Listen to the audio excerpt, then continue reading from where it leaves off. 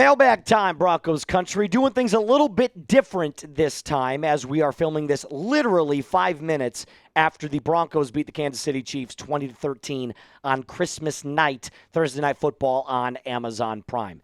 I just want to start off by saying it was not a pretty win whatsoever. But the Broncos are used to that. There's been multiple times this year that the Broncos have found a way to win. Just find a way seems to be their kind of mantra. I get it. Short-sided week. Definitely one of those where you just want to squeak out with the win. It was against the third-string quarterback, so we're not super happy about that. However, at the very end, Bo Nix rolls out to his right, finds R.J. Harvey in the back of the end zone, fires a missile, and the Broncos end up making enough stops to get it done. Let's start off our questions from Colorado Cold, who echoes the exact same thing that I'm saying. I will take the win, but we have to figure this out. I completely agree. I am inclined to believe, Colorado Cold, that this is a one-off for the Denver Broncos based off of the recent play. You go out and you play your best game of the year against the Green Bay Packers. You have really good offensive performances against the Raiders, against the Jaguars, and against the Washington Commanders. So 4 straight games of good offensive football. This was just the one night where nothing really kind of materialized for you. The defense continues to kind of plague me because I just don't understand why we can't get to the quarterback anymore. I don't know if it's a pass rush problem. I don't know if it's an apathy problem or if we're just ready for the playoffs. I'm not entirely sure what it is. Either way, I agree with you. We got to figure it out. Don, beat KC twice this year. Yeah, we did.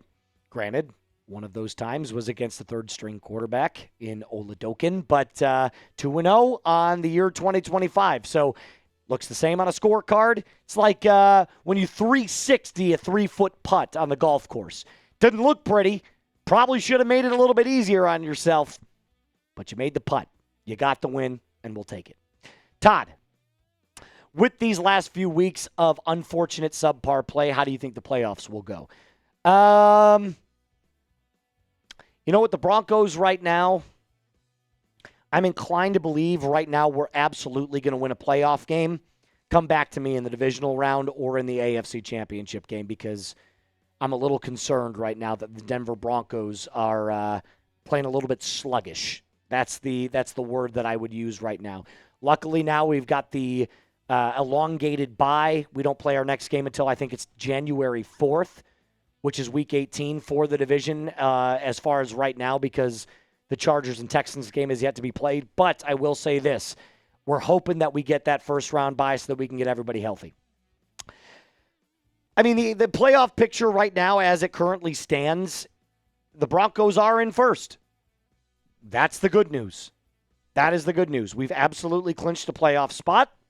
So regardless of losing the game against the Chargers, we will absolutely find ourselves at very lowest, the 5th seed, which would have us playing the Pittsburgh Steelers.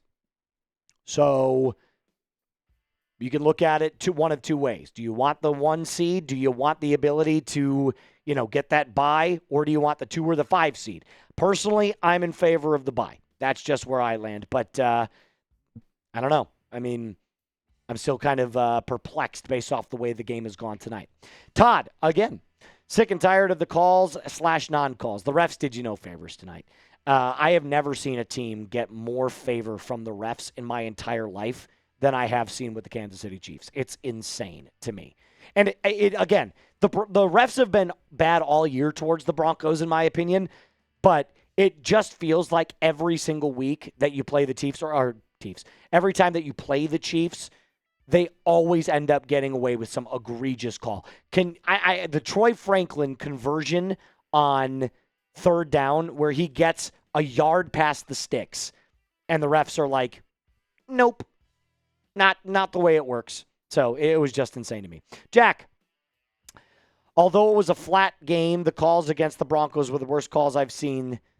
Let's win the division conference and then the Super Bowl. I'm right there with you. I want the same thing. I also agree that the calls tonight were absolutely atrocious. You got to play better. You got to play better. That's the ultimate takeaway from tonight. I'm not going to sit here and say that the Broncos are frauds. They're not frauds. I'm not going to sit here and say that the Broncos are a nerve-wracking, we're going down with the ship. I just think short week. You definitely saw the lowlights tonight. I'm inclined to believe that with now 10 days rest, the Broncos will come out firing on all cylinders against the Chargers. If you want wall-to-wall coverage all season long, make sure that you subscribe to the channel. Daily videos, news, rumors, watch parties like the one you're watching right now. Make sure that you are subbed to the channel. Now, we're going to continue on with some more fan-led questions here from the Denver Broncos fans and Broncos country alike. Before I do that, though, I got to tell you about my friends over at Prize Picks. It is Christmas, and now that Christmas holiday promotion is done, but the best time of the year is still going on strong where it is good to be right, and that is with our friends over at Prize Picks. On Prize Picks, how you play is up to you. If you want flexibility, choose your flex play, where you can get paid even if one of your picks misses. And if you want the biggest payouts, go for the power play. No matter what your play is, Prize Picks is a great way to put your takes to the ultimate test. They got a brand new feature, by the way. You can now get your early payout, so if your lineup gets off to a hot start, you can cash out before the game even ends. My lineup didn't quite hit. That's okay. But I will tell you this. Every single time that I pick a lineup like this, it takes 30 seconds to make one. You pick your player, you're more or less on your stat projections, and you watch your money multiply.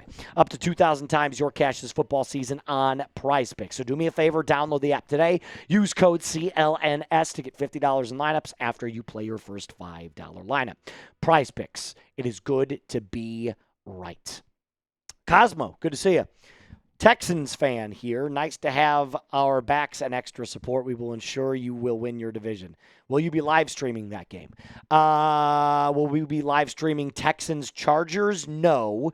I'll be in Minneapolis celebrating the holidays with my family. We will be live streaming Chargers Broncos that following week on January 4th. I would have loved to have done a hate watch party against the Chargers. Unfortunately, I have not seen my family in quite some time when it comes to my wife's side. So it's been about 4 months since I've seen them. So it's good to be up there and spend time with some family. But I do appreciate your comments. I appreciate your support. And go Texans this week.